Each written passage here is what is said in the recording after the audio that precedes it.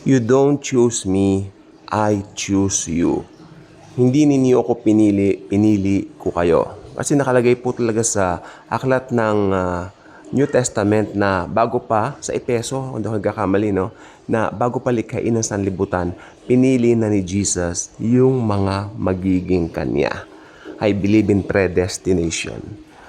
Predestination doesn't mean binabangga yung kabutihan ng Diyos sapagkat ang Panginoon po, all-knowing. Jesus is all-knowing. He is the God of the galaxy, God of the universe, God of the Milky Way.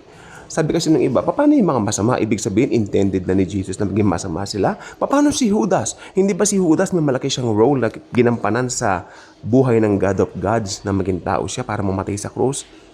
Mga tipong ganyan. Ibig sabihin, napaka-unfair daw kay Judas. No. No, no, no. Ang Panginoon po, all-knowing. Meron tayong mga bagay na hindi maunawaan. Deuteronomy 29:29. Nakalagay doon. Mga hayag na bagay para sa atin na pwede natin maunawaan. Ngayon din naman, yung mga nakakubli o yung mga hindi pa maunawaan ay sa Panginoong Jesucristo lang.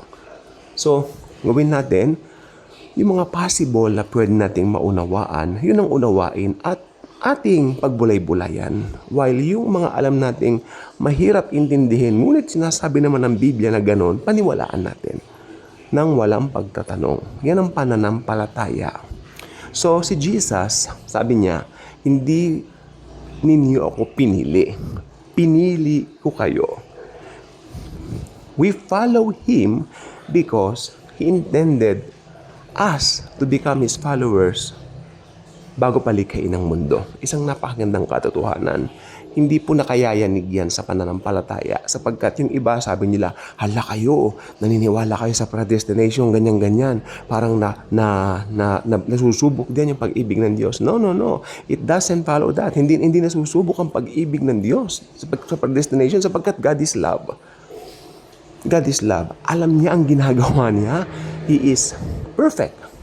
Jesus is perfect. Sabi ng Bible, at just the right time, pinanganak siya sa lupa. Born under the law. Born of a woman, di ba? So, wag nating questionin, no, ang kalooban ng Panginoon. Ako, itong araw pong ito, araw ng pasasalamat sa akin sapagkat binulay-bulay ko yung some years back na mga pangyayari sana sa mga buhay namin, no? Na kung nangyari yung mga bagay na gano'n, nanatili yung mga bagay na gano'n nung araw, baka hindi ganito kaayos o kapayapa ang mga buhay namin. So inayos ng Panginoon noon pa lang. May mga ginawa na siyang mga ways para maayos o matanggal yung mga dapat matanggal ng mga tao sa mga buhay namin.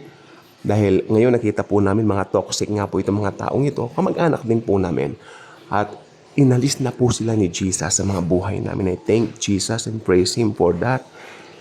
Ayan po ay hindi mapapasubalian na katotohanan na dapat araw-araw nagpapasalamat tayo. There's a reason always to say thank you, Jesus. Don't settle for anything less sapagkat ang Panginoong Jesus gusto niyang ibigay sa iyo ang the best. Kaya kung hindi ka pa subscriber dito, I invite you to do so. Click the notification bell. Share this video. Share Jesus and His wonderful love. Thank you. And as always and forever, Jesus truly loves us all.